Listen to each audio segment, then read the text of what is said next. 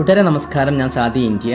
ഇപ്പോൾ ഇങ്ങനെ on വോയിസിലൊരു video ചെയ്യാനുള്ള പ്രധാന കാരണം, ഞാൻ ഈ സ്ട്രീറ്റ് ഡോഗിന് ഫുഡ് കൊടുക്കാറുണ്ട്, അവരെ സ്നേഹിക്കാറുണ്ട്, അവരെ ടച്ച് ചെയ്യാറുണ്ട്. അതുകൊണ്ട് തന്നെ എൻ്റെ ഫാമിലിയിൽ നിന്നും ഫ്രണ്ട്സിൽ നിന്നൊക്കെ ഒരുപാട് അമർഷങ്ങളുണ്ട്. എന്നോട് ഡയറക്റ്റ് പറയാറില്ല, ഇൻഡയറക്റ്റ് ആയിട്ട് പറയാറുണ്ട്. എന്നോട് പറഞ്ഞു കഴിഞ്ഞാൽ ഞാൻ മറുപടി കൊടുക്കാറുണ്ട്. അപ്പോൾ നമ്മൾ ഡോഗിനെ ടെസ്റ്റ് ചെയ്ത് കഴിഞ്ഞാൽ എന്താണ് പ്രശ്നം എന്നുള്ള കാര്യം ശരിക്കും സത്യത്തിൽ ആർക്കും അറിയില്ല. അതിൻ്റെ വിവരണം നൽകുന്നൊരു വീഡിയോ ഇതിൻ്റെ കൂടെ അറ്റാച്ച് ചെയ്യുന്നുണ്ട്. നിങ്ങൾ ആ വീഡിയോ ഒന്ന് കണ്ടു നോക്കുക. പിന്നെ നമ്മൾ മനുഷ്യന്മാരെക്കാട്ടിലും നമുക്ക് വിശ്വസിക്കാനും സ്നേഹിക്കാനും പറ്റിയ ഒരേ ഒരു വർഗ്ഗമാണ് മിണ്ടാപ്രാണികൾ. അവരാകുമ്പോൾ നമ്മളെ ചതിക്കൂല്ല, ഇട്ടേച്ച് പോവില്ല. നായ നജസ്സാണ്. നായയെ മുസ്ലിമീങ്ങൾ മോശപ്പെട്ട ജീവിയായിട്ടാണ് കാണുന്നത്. അല്ലെന്നാണ് മറുപടി. നായ നജസാണെന്ന് കരുതി അത് മോശം ജീവിയാണെന്നോ നായയെ വെറുക്കണമെന്നോ അല്ലെങ്കിൽ നായയെ കാണുന്നിടം കല്ലെടുത്തെറിഞ്ഞ് ഓടിക്കണമെന്നൊന്നുമല്ല.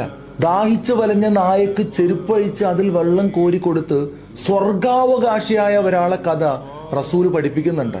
അസ്ഹാബുൽ കഹ്ഫിന് കാവലിരുന്ന ഖുർആൻ പരാമർശിച്ച ഒരു നായയുണ്ട്.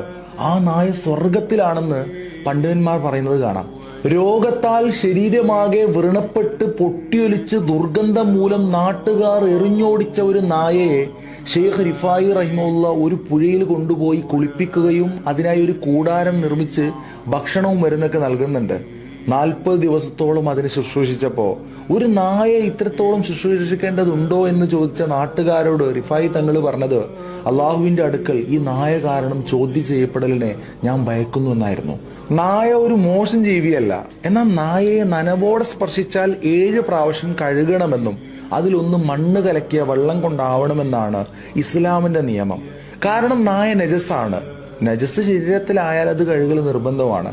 അത് സയന്റിഫിക്കലിയോ ലോജിക്കലിയോ നോക്കിയിട്ടൊന്നുമല്ല, അള്ളാഹു പറഞ്ഞ ദീനിന്റെ ഒരു നിയമമായതുകൊണ്ടാണ്. അതിനർത്ഥം നായ മോശപ്പെട്ടതാണെന്നല്ല.